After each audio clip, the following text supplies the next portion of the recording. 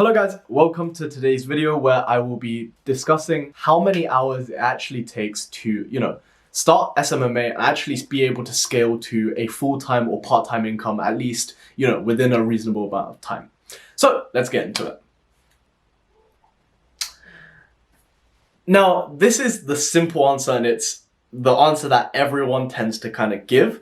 It's completely situation dependent. Now, what I mean by that is, for example, I work on my agency full time now, and not everyone has the luxury of doing that. Maybe you're in a full 9-to-5 job, or, you're a student, or even younger, like a high school student or like a middle school student, then, you kind of can't even leave education, and that's not even an option. So ideally, you would spend as much time as humanly possible dedicated to building your SMMA. However, realistically, that's not always going to be the case, simply because, obviously outside of your 9-to-5, you have commitments like family, you probably still want a social life, and, if you're a student, the pressure to have a social life is even greater, which is why I'm going to be covering, in those two scenarios, how exactly you should be distributing your time to actually still be able to work the minimum effective dose of hours, I guess, on your SMMA to actually be able to scale to a full-time income in a fairly reasonable amount of time. But before that, I'm going to cover, what you're probably thinking to yourselves. Is there like too little time? Like, can you have no time to start SMMA? Now, most would say there is no such thing as too little time.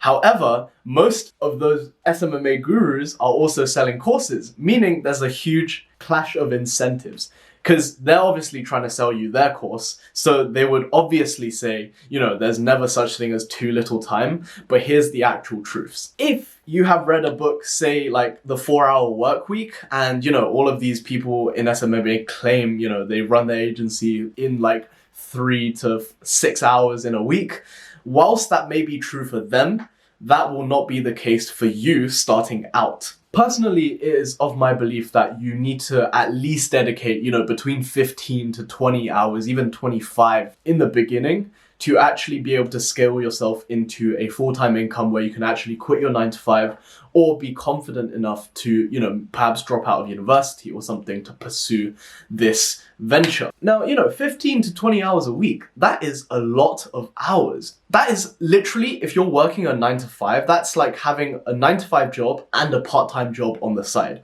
which can be very, very stressful.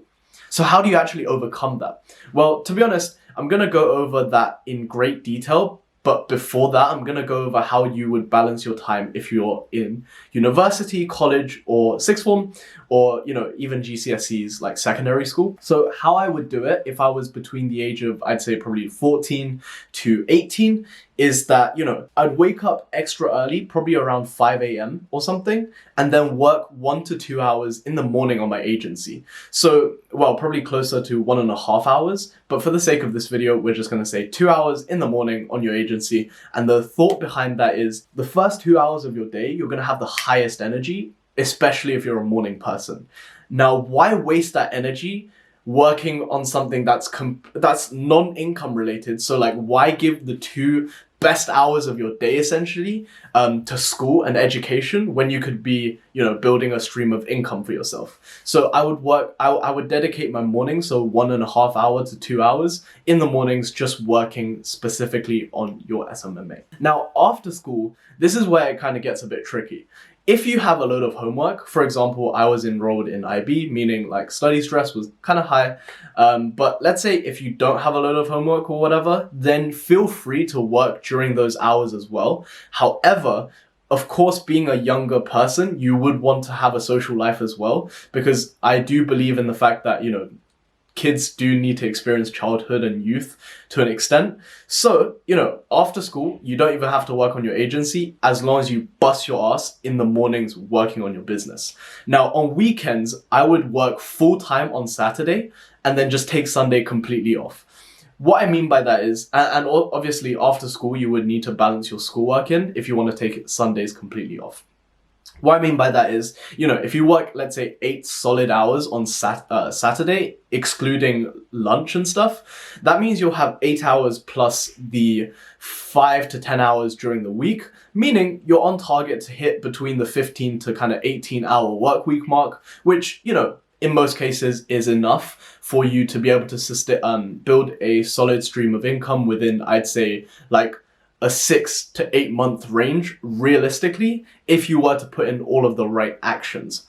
Now, it's kind of the same for a 9 to 5 full-time employee. If you're working full-time 9 to 5, then, depending on your commute, I would still recommend, you get up extra early and then work 1 or 2 hours from home. Now, if your commute is like, let's say, an hour and a half long, meaning you'll probably have to leave home around the 7:30 mark in the morning, then of course you can't be doing that. However, and obviously if you have other commitments like wife, kids and stuff, they must be your top priority, which is why you need to schedule your time around them as well.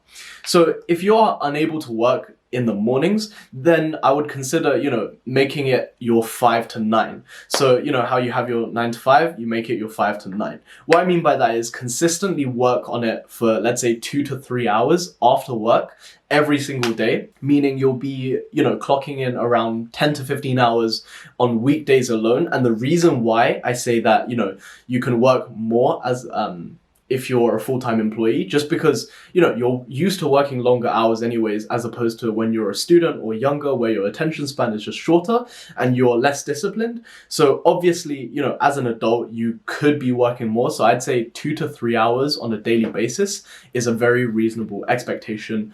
Of course, family, kids, whatever, that needs to be your top priority. But yeah, definitely try to work minimum 5 to 10 hours on a weekly basis on your agency during the weekday.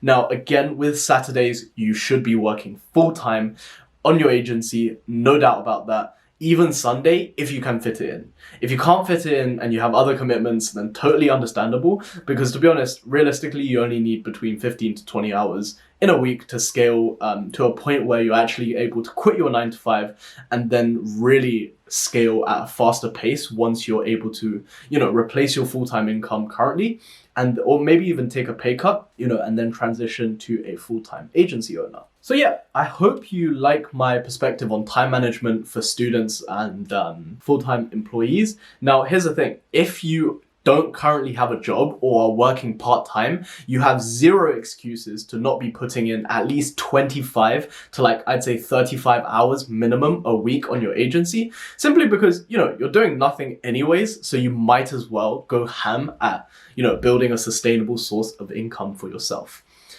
So yeah, I hope you guys really enjoyed this video, and because I certainly enjoyed talking about it. Now, if you have any questions, drop them down below. Maybe I didn't cover a very specific situation that you're in, for example, in which case I'd love to help you out either via DMs, which, you can find over here on my Instagram. Feel free to drop me a message. I respond to every single DM, and, leave it in the comments below, any questions you might have. Upload schedules are changing. As I said on Monday's video, I'm uploading Monday, Wednesday, and Friday now. And yeah, hope you guys enjoyed. Subscribe if you haven't already, and I'll see you guys on Friday's video.